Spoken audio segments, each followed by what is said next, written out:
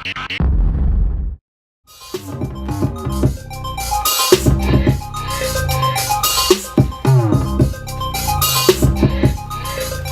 up, y'all? It's your boy Emerson Windy. I'm about to sit down with the homies in the Netherlands from the Hip Hop Kings, baby. Exclusive.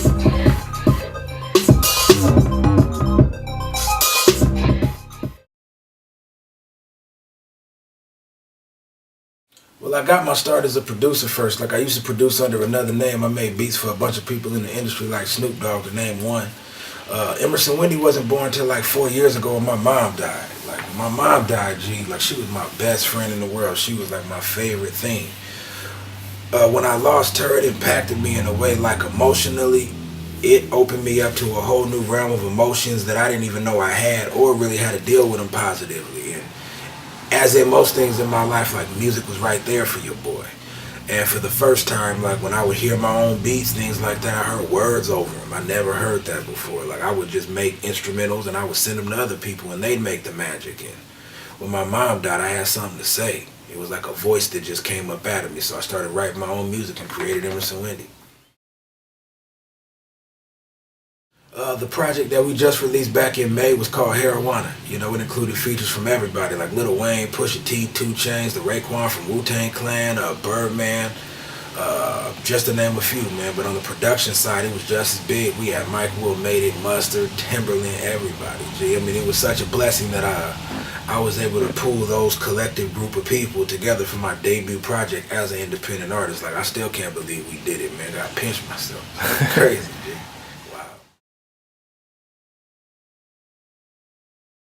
All of them. No, but for real though, like, I love them all. But for $1 million, if I had to select one that meant the most to me besides the one about my mom and like our early struggles called I Remember, I'd have to say Black America. Like, Black America to me, G, was, it didn't even really hit me until after the record was done and I sat back and I listened to it all, because the message on that record was just so raw, so real, so unedited. Like, when I was sitting in the studio that night, my nigga, I'm sitting down in the studio, I'm listening to that beat. It didn't even take me but one time to listen to the whole beat through, and the beat was asking me this overwhelming question I just had to answer, or at least attempt to. And it was like, when I'm older, and my son's 18 years old, he's an intelligent young man, and he comes in and asks me, let's say I'm not a big rap star, we still in the hood. So he's dealing with some real shit. And he comes to me and says, yo, Dad, you keep saying when I graduate, I gotta go to college. Why the fuck would I go to college? All my teachers are broke as fuck, and they all got college degrees. But yeah, homeboy out here on the block, he's the one able to support his family. All his kids going to private school. And this, that, and the third. He's got the big rims, the jewelry, all that. But my teachers always, I mean, they about to get fired every week because of the cutbacks. They get no respect, and they got no finances. So if you're telling me to go make the better decision for my life, what would it appear to an 18-year-old man, that what choice would he be making? Probably to hit the block, and that's the choice that most of them do make. And that's what's sad, because the only examples that they have of what a college degree can do for your life is their teachers, who we won't even make a financial commitment to make sure that their lives are better, so that they can then make the commitment to making sure that our youth lives are better. It's something you can't live without. You got to have one with the other. You can't have one without the other. So I just felt like until we make the commitment to our teachers, our educators, we give them what they need to make sure that they have what they need to enlighten these young minds, I don't feel like anything in the hood's ever going to change. Not that you can really correct all of the problems in the ghetto. I don't know. I mean, it's such an overwhelming, like, blown out problem. I don't know that any one thing will change it, but I felt like, what if I could change one thing that might impact the rest of these things? I felt like it all starts with a lack of education. Because typically, anywhere you go, if you see people per capita who are educated a little better, then their society tends to be a little better. Where people are going to private school or wherever schools are best in America, you see a lower crime rate. Wherever schools are horrible, you tend to see a higher crime rate. So what the fuck does that tell you? It tells me that maybe Instead of building bigger jails, we might want to invest in bigger schools, give them more books, computers, everything that they have on the other side of town. Treat the teachers better. In private school, a lot of these teachers make close to 6 figures, sometimes more. In public schools in the hood, they're making like $25,000. You may as well go work at 7-Eleven. Work part-time, you ain't got all the stress, you ain't got to grade papers, you ain't got to do none of that, G. And you're only doing a little less better than a teacher. Like, that don't make no sense. So, but then the other part about the record, when I was just sitting down, just trying to like deal with that one aspect of it, it opened me up to just ask questions or shine a light on the rest of the things that I see. It was just me reporting news. It wasn't me trying to judge anything. It wasn't me saying it's right or wrong. You know, a lot of that shit I do myself. Every day I get up and I make one bad decision at least every day of my life, like without fail, as most people, right? So I'm not anybody to judge anything. You know, I'm not sitting over here saying what nobody should do. This was just me saying that this is the way it is. And if anything that I said in this record offends you or bothers you, makes you feel some type of way, instead of you sitting back in your crib in your car being pissed off at the Windy, it probably only offended you because you don't like that about yourself. So you could change that. You have the ability to stop that action just as much as I do.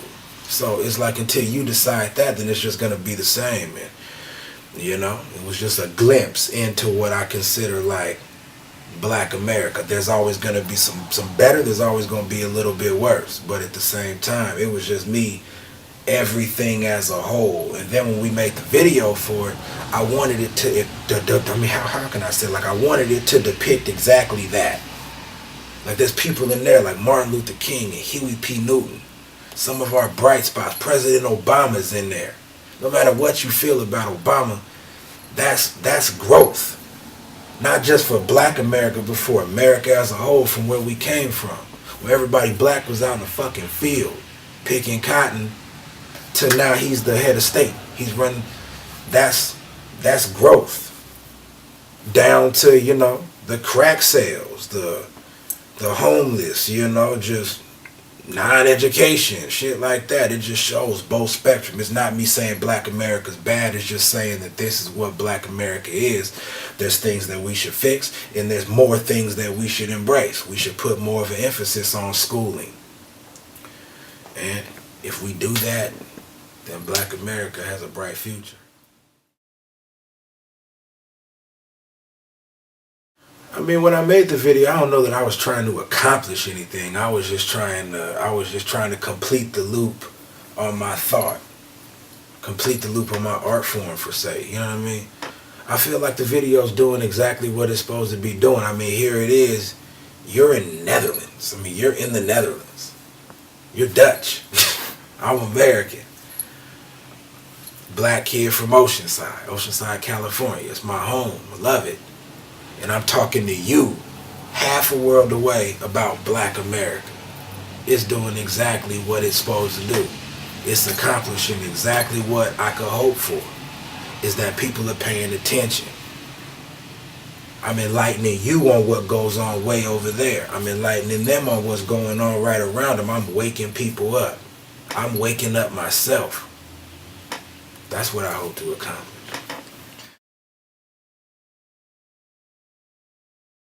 I mean, we're about to go on tour in a couple months, man. We're going over to Europe. We're going to come check y'all out. We're going to Greece. We're going to England. We're going to France, the Netherlands, a bunch of places in between, man. I'm really looking forward to that. I feel like that's always been a dream of mine ever since I became an artist, was to get overseas and go expand.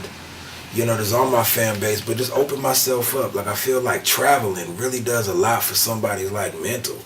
It just shows you what other people deal with in life, things that I'm not used to seeing being American. Being from Oceanside, California, like, my environment is what it is. So every time when I was younger, when I traveled, I came back a different person because I had a different experience. I was able to walk the shoes of somebody thousands of miles away from me, and it's cool. And it's just so powerful how hip-hop crosses all borders. Like the fact that I'm sitting here talking to you. You're so many thousands of miles from where I grew up. So your realities are a little different than mine, but we share this common bond through hip hop. It's wild, man. It's just a universal language, and yeah, I just want to keep on respecting that and just see what it's all about everywhere.